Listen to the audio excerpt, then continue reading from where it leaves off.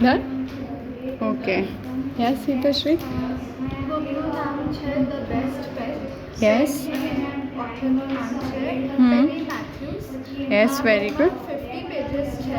Yes. બુકનું આમાં બહુ બધા પિક્ચર્સ પણ છે, જેમ કે પેજ નંબર 30માં એક આખું બગડેલું અને ક્લટર્ડ ધૂળનું પિક્ચર છે, જેમાં બધું પડેલું છે, ફ્રીજ છે અને આખું લાઉડલી. ચેપ્ટર 4માં આમ થાય છે કે ક્લાસમાં જાય છે ડોગ ફૂડ લેવા, અને આ બુકમાં એમને જે છોકરો છે એનું નામ ટોમ છે, અને એક પેટ જોઈએ છે કેમ કે એને બહુ લોનલી લાગે ફીલ થાય છે. યસ. અને બહુ બધા પેટ શોધે છે, અને એને કેટ પણ મળે છે. કેટને કેટ ફૂડ આપીને કરે છે, અને પછી એને ફેરેટ મળે છે. ફેરેટ બહુ સ્માર્ટ હોય છે, એ એની સાથે રમે છે, હાઇડ એન્ડ સીક રમવા એ ફેરેટને બહુ જ ગમે છે. તો પછી એ ડિસાઈડ કરે છે કે ફેરેટ એની પાસે રાખશે.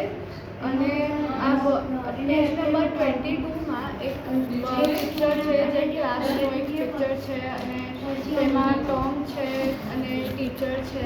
Yes, very good. અને પછી આ બુકમાં બહુ બધા ટોમના ફ્રેન્ડ્સ પણ છે, જેમ કે ટો અને એમના ટીચર પણ છે. Yes. ચેપ્ટર નંબર 4માં ટીચરનું ફોટો પણ પિક્ચર પણ છે. Yes. એ કશું કહે છે બધાને. તો આ બુકમાં પહેલાં તો ટોમ ડિસાઈડ કરે છે કે એને પેટ જોઈએ છે, પછી એ બહુ બધા પેટ્સને ટ્રાય કરે છે, પણ એને કોઈ સરખું મળતું નથી. પછી એને ફેરેટ બહુ જ ગમે છે.